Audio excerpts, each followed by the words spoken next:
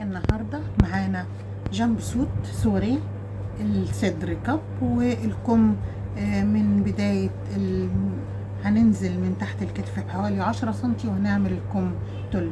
جامب سوت سوري هنعمله بطريقة سهلة جدا، وكمان هنعيد الكب نعمله ازاي. هنبتدي النهارده ونشوف الموديل بتاعنا اللي شايفينه في بداية الفيديو مع بعض. اهلا بيكم في قناتي دودي موريس، واجمل موديلات الجامب سوت والسواريه هنعملها النهارده مع بعض. اول حاجه هنبتدي نعملها، انا هعمل الباترون بتاع الكب على الورق قدامك وهطبق على القماش. لو انتي متمكنه اشتغلي على القماش على طول، ولكن انا هدف القناه عندي ان انا اعلمك ازاي تمشي خطوه خطوه معايا وتعملي ده علشان ما تغلطيش، لان الورق ممكن الحق اصلح الخطأ فيه، ولكن القماش هيبقى صعب ان احنا نعيد ونخسر ونهدر قماش كتير. نبتدي مع بعض ونقول اول حاجة هنبتدي بيها هي مقاسات الصدر. عندنا هشتغل الصدر كامل والظهر كامل، ومنهم هنشتغل الكب بتاعنا. اول حاجة عندي طول الصدر عندي 46 سنتي، يبقى انا هشتغل على مستطيل تقريبا، هيبقى بس في سنتي زيادة عندنا في الورق اهو.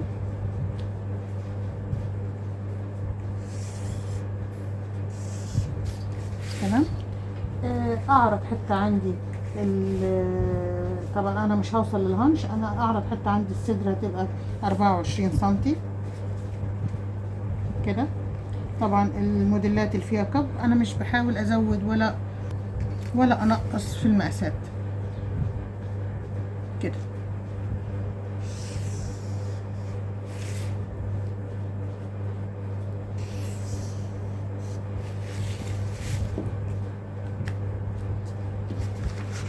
يبقى انا كده هبتدي اشتغل على المقاسات بتاعتي. هشتغل الباترون العادي جدا، الباترون اللي كلنا عارفينه ومتعلمينه. من الباترون الاساسي بتاعنا هنبتدي نعمل الكب، او هنتعلم ازاي نعمل الكب بطريقة تاني وبطريقة سهلة كمان. اول حاجة عندي هاخد مقاسات الرقبة عندي 8 في 8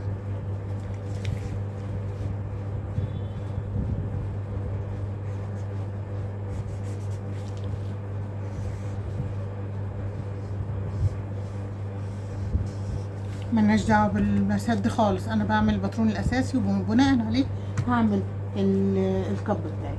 عرض الكتف عندي 42 سنتي، يعني النص بتاعها 21 سنتي. طب انا يا مدام وداد ما عنديش كتف، اوكي، احنا قلنا بنشتغل المقاسات العاديه بتاعتنا وبعدها بنشتغل ده. النزول الطبيعي بتاعنا 3 سنتي او 2 سنتي حسب حضرتك المقاس اللي عايزاه. تمام كده. دوران الباط عندي 20 سنتي اهو هنا.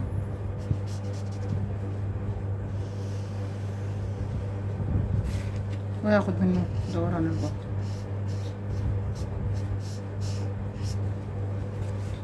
يبقى ده عندي الخط الاولاني بتاع الصدر اهو. ده الخط الاولاني اللي هو على نهاية البنسة بتاعت الصدر، الخط الاولاني اللي هو مع دوران الباط. تمام. نزول البنسة عندي بتاعت الصدر هنزل 24 سنتي، يبقى ده الخط التاني بتاعي.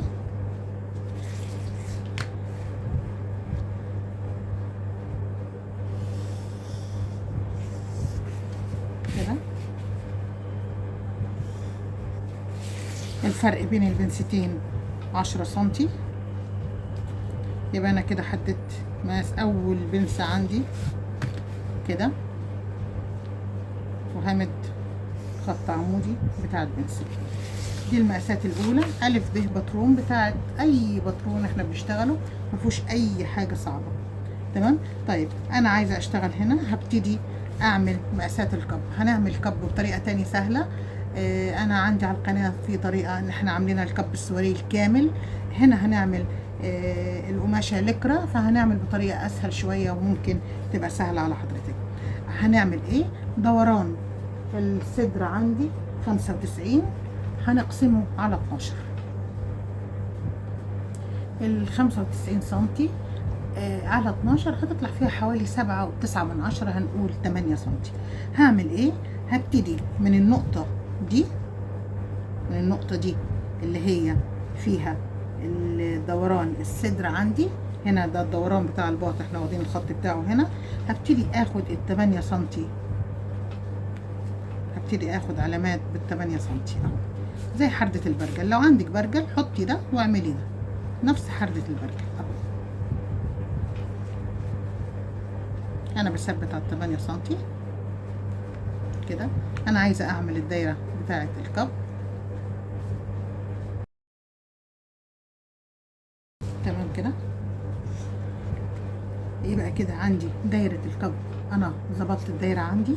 هبتدي اعمل البنسة، البنسة الجانبية اللي هي بتاعت اللي هي تحت الباط هنا عندي. هاخد سنتي ونص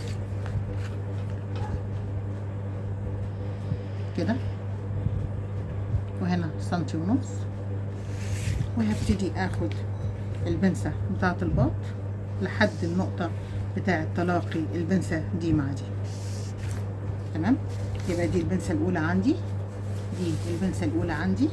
البنسة التانية عندي اللي هي البنسة الطولية، برضو نفس الحكاية. هاخد 3 سنتي، من هنا سنتي ونص ومن هنا سنتي ونص كده.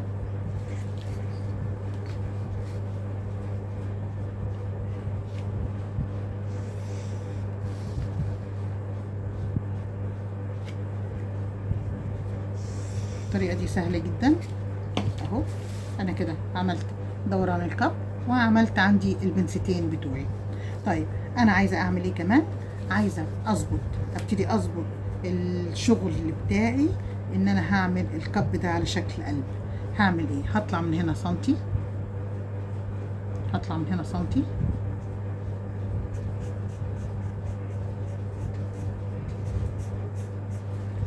هبتدي اوصل ده بده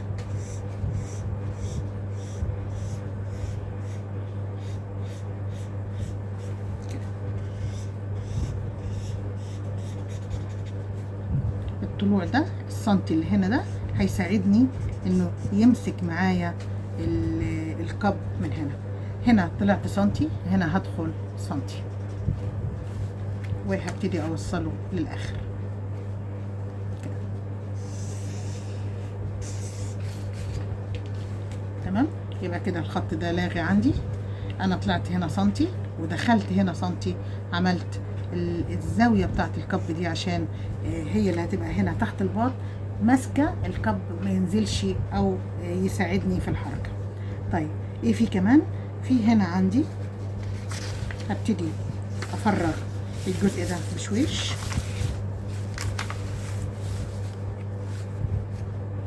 هبتدي افرغ الجزء ده بشويش، وهوريكي لما هنعمل الظهر كمان هنطبع عليه نسخة تاني ونبتدي نعمل ده. هبتدي افرغ ده الاول كده، هبتدي اعمل نسخة من ده مرة تاني اللي هو الظهر عندي، هنسخ منه مرة تاني كده.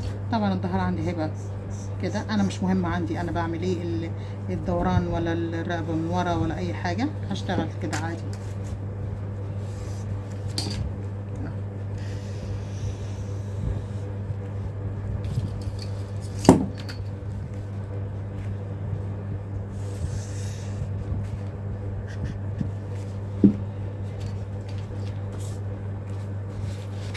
ده كده الظهر عندي. هبتدي اعمل ايه؟ السنتي اللي انا طلعته هنا هيبقى برضو من ورا عندي كده. هدخل سنتي واوصل بيه للنهاية،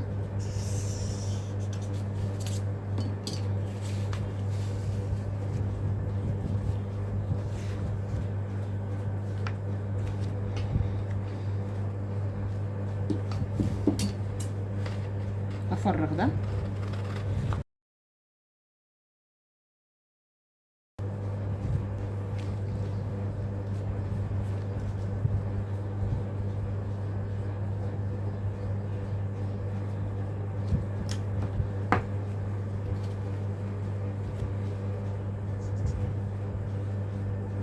كده الخطوط بتاعتي هعملها،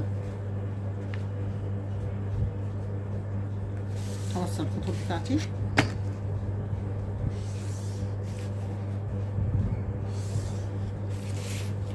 خلي بالك معايا هنا، انا هنا طلعت سنتي، هنا طلعت سنتي، هنا هنزل سنتي. تمام. هنا عند الباط طلعنا سنتي زي الامامي ما طلعنا سنتي. هنا في الخلفي انا عايزه الكب بيبقى واخد كيرف مع الظهر، وهوصل ده بده.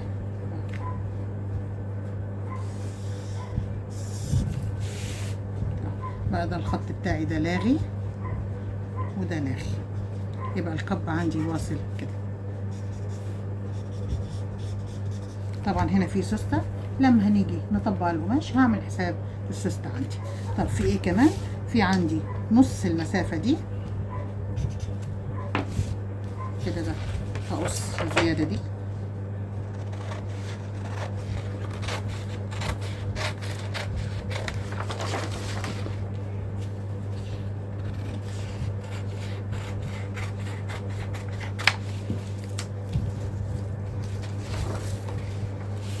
البنسة عندي هقسم المسافة دي كده نصين، وهبتدي اعمل البنسة بتاعتي.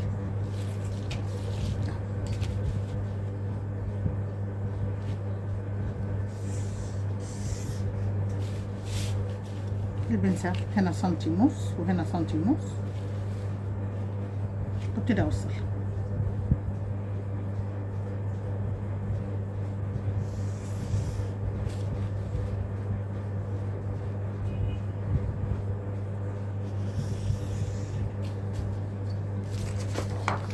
كده هاجي هنا كمان هدخل سنتي كده علشان يديني تقسيمة للكيرف بتاع الظهر كده.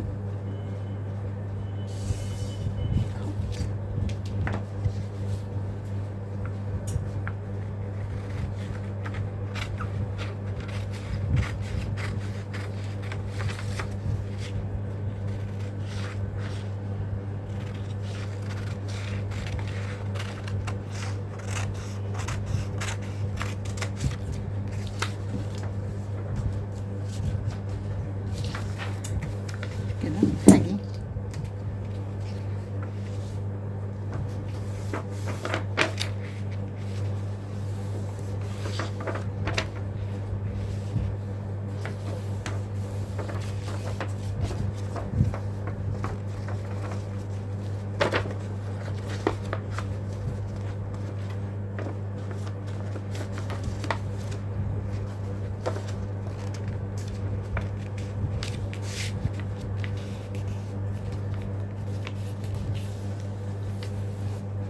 ده شكل الكيرف عندي، ده شكل الظهر عندي هيكون كده. نبتدي نرقمهم. هنا البط في الابط، هنا 1 هنا 2 وهنا سوستة. تمام. طبعا ده بيتقص كده، انا بس هقصه لما اوريكي شكل الكب كله مع بعض. انا ممكن امسكه كده بدبوس بس.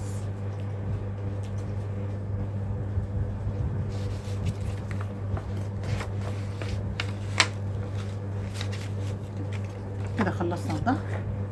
نيجي هنا للصدر، هنبتدي نعمل ايه؟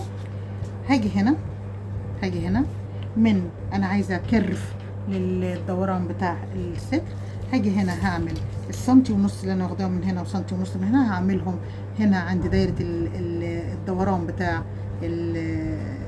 الصدر عندي هنا كده. وهوريكي احنا عملنا ايه اهو. هنا كده كده،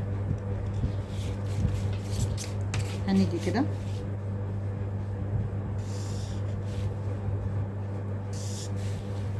ونيجي هنا هنقفل مع الجزء ده. الهدف من الزيادة دي، الهدف ايه؟ ان ده يديني كيرف اكتر يوضح الدوران بتاع الصدر عندي، الكب عندي هيبقى مظبوط ازاي. تمام. نبتدي نفرغ حتة حتة الكب بتاعنا اهو.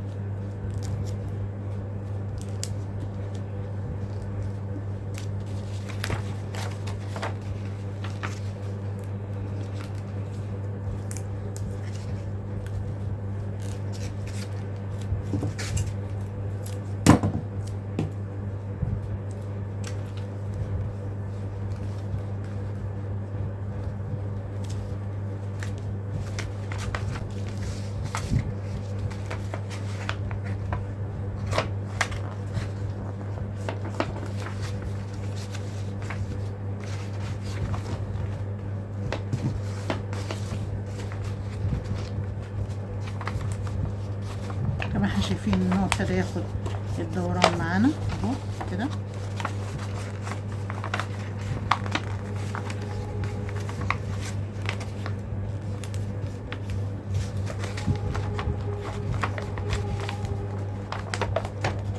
وهنشرب البنسة التالتة من فوق في نهاية الكب علشان يدينا الكيرف بتاع الصدر بالظبط زي ما هو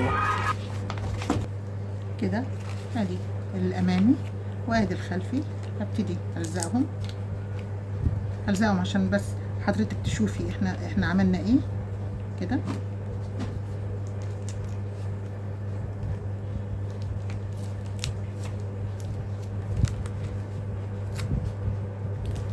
كده نص الامامي والنص الخلفي اتعملوا عندي في الكب. طيب انا دلوقتي عايزه اعمل ايه؟ هبتدي الرقم ده 1 امامي، 2 امامي، 3 خلفي، 4 خلفي. هبتدي اقص افرغ كل ده كده.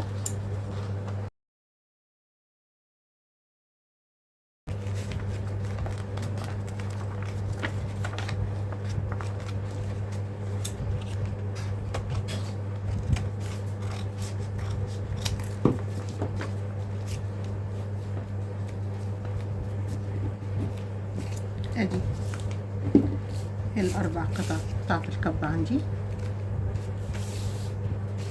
وكل قطعة من دول هتتعمل مرتين عشان يبقى الصدر كامل عندي. طبعا احنا لما هنيجي نقص القماش هوريكي هنشتغل كل قطعة من دي مرتين، ونحط طبقة فازلين عشان تشد معانا الكب. ده الكب بطريقة بسيطة جدا، واتمنى تكون الفكرة سهلة وبسيطة. وده طريقة تاني للكب، وفي طرق كتيرة ممكن نعمل بيها الكب بأسهل طريقة وبحاجة بسيطة جدا. هنقص ده على القماش ونرجع لبعض مرة تانية. يلا بينا.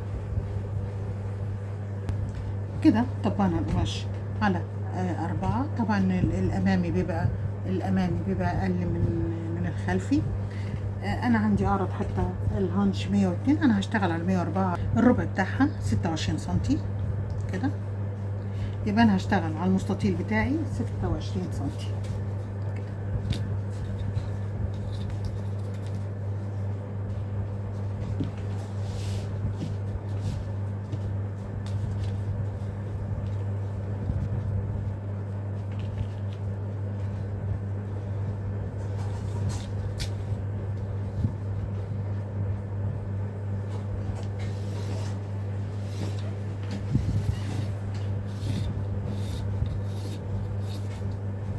يبقى ده الجزء بتاعي اللي هشتغل فيه للبنطلون عندي، او الجزء بتاع الجامب سوت بتاعي.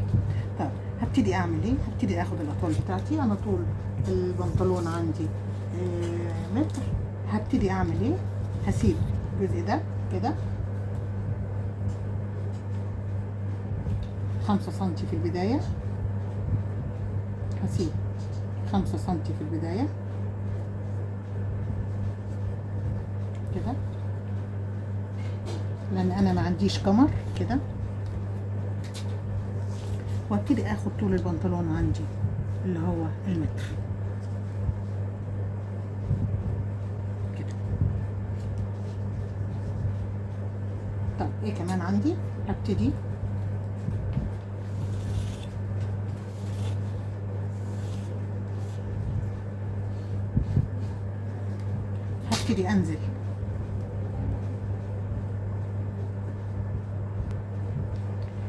انزل اول 20 سنتي من بداية الخط اللي انا عاملاه. انا سايبه هنا اهو، انزل شويه كده عشان تشوفي معايا. انا سايبه ال5 سنتي دي، هي دي الجزء اللي هيبقى واصل بين الصدر، الكورساج اللي احنا عاملينه، الكب اللي احنا عاملينه مع البنطلون، عشان يبقى الجنب سوت جزء واحد ومتماسك مع بعض. ال5 سنتي دي هي اللي هتديني الراحه في الحركه. طيب من اول الخط بتاعي ده اللي انا عاملاه هعمل 20 سنتي، واخد اول خط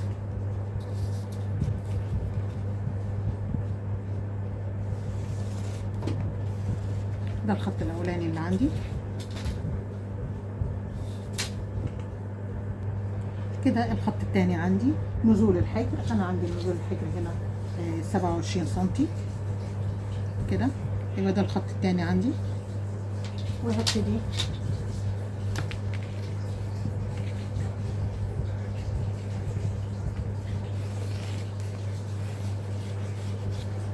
طيب عايزه اخد دوران الحجر عندي. احنا قلنا المستطيل اللي انا عاملاه عرضه كام؟ عرضه 26 سنتي. 26 على 6 فيها كام؟ 4 سنتي ونص. يبقى الحجر عندي هنا، الحجر عندي هنا 4 سنتي ونص. يبقى هاخد الكيرف بتاع الحجر من هنا كده،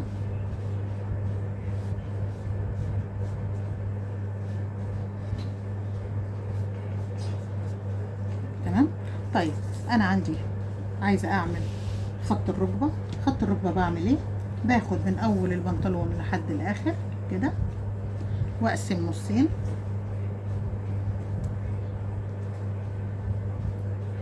يبقى ده الخط كده، وبنزل 5 سنتي. يبقى ده خط الركبه عندي اهو، تمام. يبقى كام خط عندي؟ ده الخط الاساسي الاولاني، ده الخط التاني عندي خط الجنب، ده الخط التالت اللي هو خط الحجر، وده خط الركبه عندي. طيب انا عايزه ابتدي. انا عايزه البنطلون عندي سليم يعني ضيق من تحت. طيب حوالي 10 سنتي 12 سنتي. انا عايزه كام عرض البنطلون؟ الدوران بتاع الرجل هيكون كام؟ هنشتغل على 24 سنتي.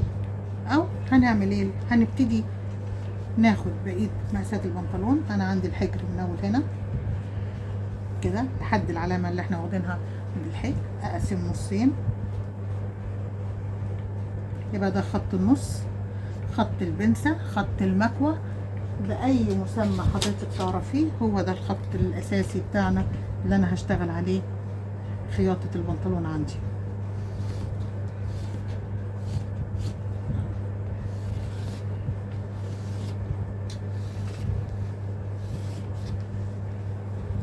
تمام كده.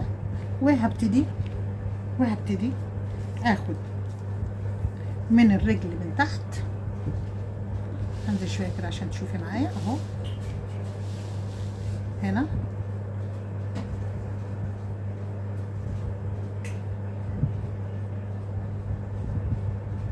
9 سنتي، هعمل الرجل على 18 سنتي. هنا 9 وهنا 9، يبقى كده 18 سنتي.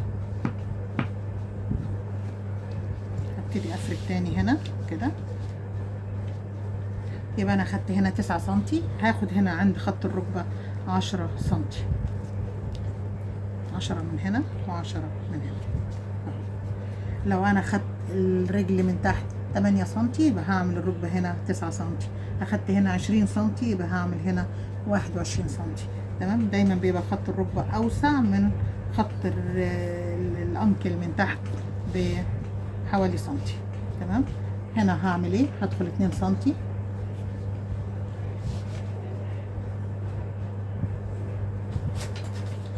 هبتدي اوصل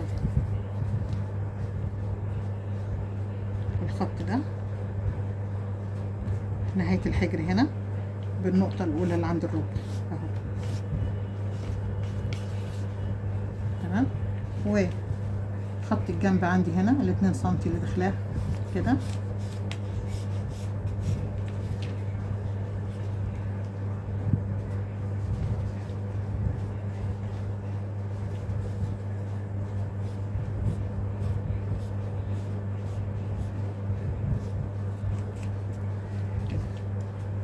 وبرده هنا النقطة بتاعت الركبة،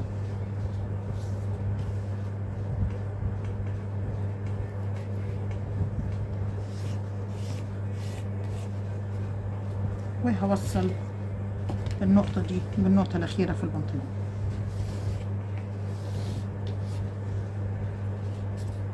كده. رسمنا الأمامي. هبتدي أثبت بالدبابيس وهبتدي هقص.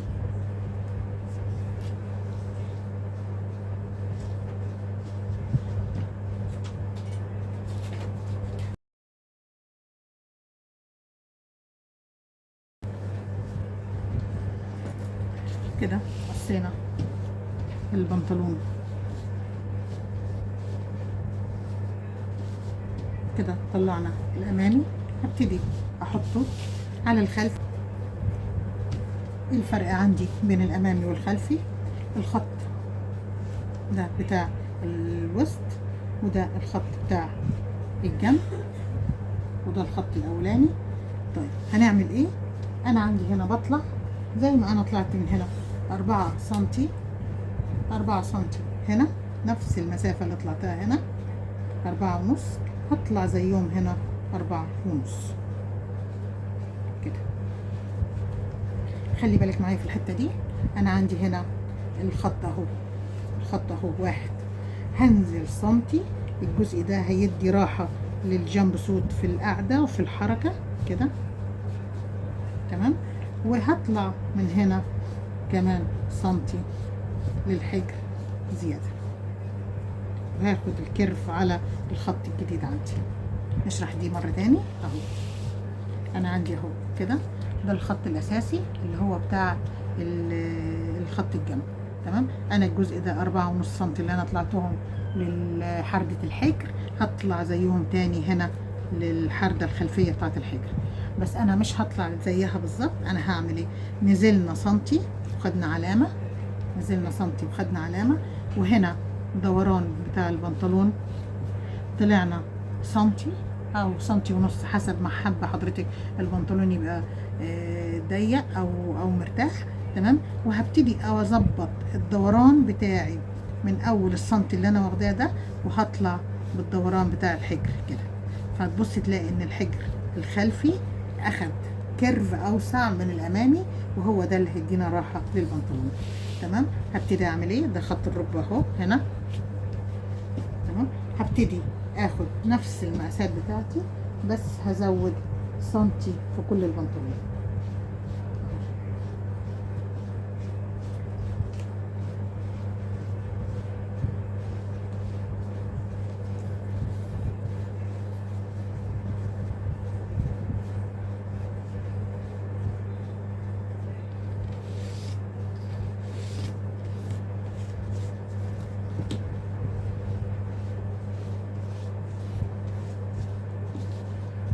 وهنا الجنب برضو نفس السنتي بزوده هنا كمان.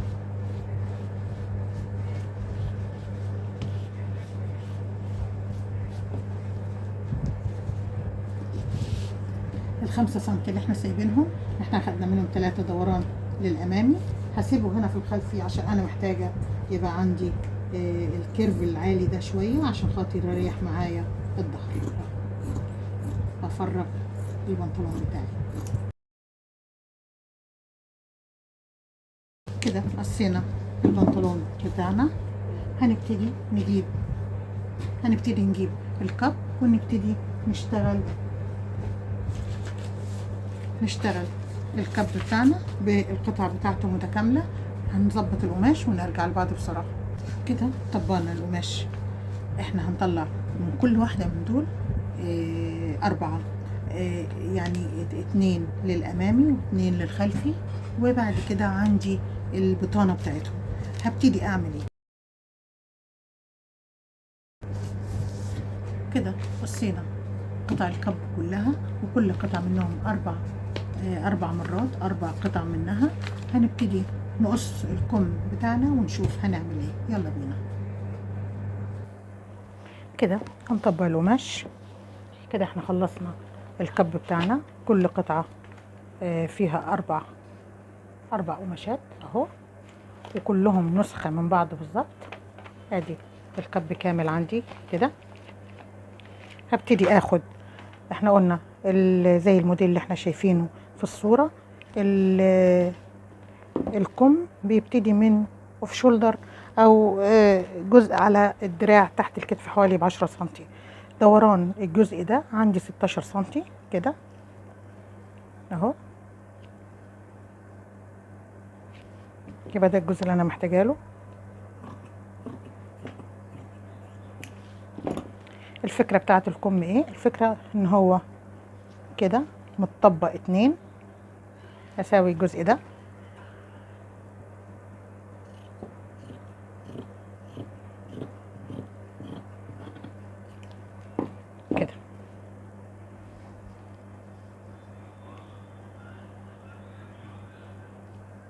الكم عندي هيبقى كده هنا وهنا، واخد كيرف بسيط هيمسك معايا الكب، هيمسك معايا في الكب عندي. تمام. الجزء ده انا هاخده دوران بسيط خالص كده، واخد كيرف بسيط خالص معايا.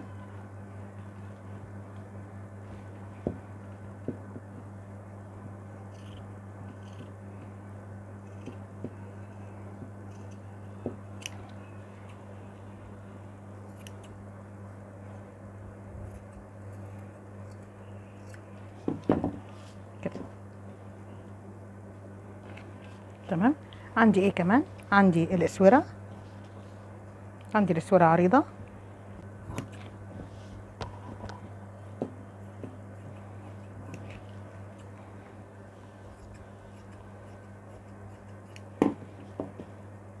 يبقى انا كده عملت الجزء بتاع الكم من فوق، ودي الاسوره. فاضل ايه تاني؟ فاضل الجزء التل عندي. هناخد نص متر بس من القماش التل.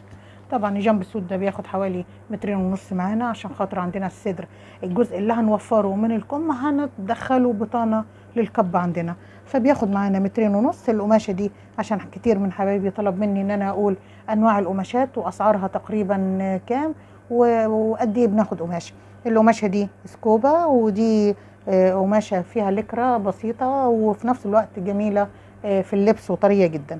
تمام كده. انا عايزه 40 سنتي.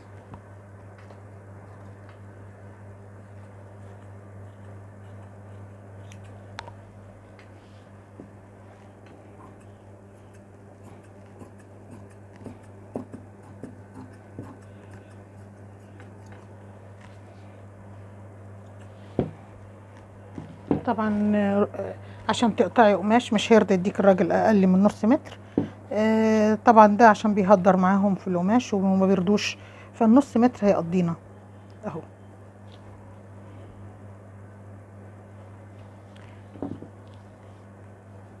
ادي الكم عندي هيركب كده.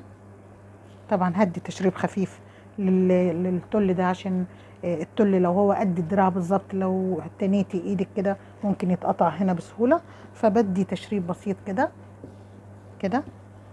و باخد الزاوية بتاعت الكم عندي اهو. كم بسيط جدا، بس هي كل الحكاية افهمي الفكرة بتاعته، وان شاء الله هشرح لحضرتك في حلقة كده الباترون ازاي نعمل الموديل كامل على المانيكان. طبعا بيبقى اسهل بكتير من القص على الترابيزة وقص كده اهو.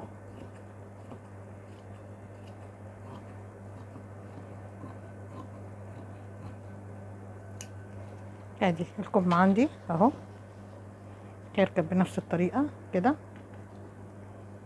كده. وادي الاسورة بتاعته. ادي فكرة الكم عندي. ادي الكم خلص، وادي الكب عندي بالاربع اجزاء بتاعته اهو. طبعا ما نفكش اي جزء منه غير لما نبتدي نعمل فازلين، نمسك كل طبقة ونرجع كل اربع اجزاء احنا قصينهم قد بعض، نرجعهم تاني في نفس الدبوس ونفس الورقة. ليه؟ علشان لما تيجي تركبي ما تتوهيش وتلاقي الدنيا صعبة وبقت انت مش عارفة تحطي ايه على ايه وايه ما ظبطش معاكي. هنمشي خطوة خطوة مع بعض. الكب ما فيش اسهل منه، ممكن انت تعمليه بمنتهى البساطة. ادي اجزاء الكب اهو اتعملت معانا، وادي الكم، وادي جنب سود بتاعنا. ده الجزء الاول بتاعنا، وان شاء الله تابعيني في الجزء الثاني ازاي هنجمع الجامب سوت بتاعنا في اقل من نص ساعه. من فضلك لايك وشير للفيديو، وكمان ما اشتركش في القناه يشترك ويفعل زر الجرس. تابعيني وشوفوا الجزء الثاني تركيب الجامب سوت في نص ساعه هنجمع كل ده. شكرا لحضراتكم ونورتوني.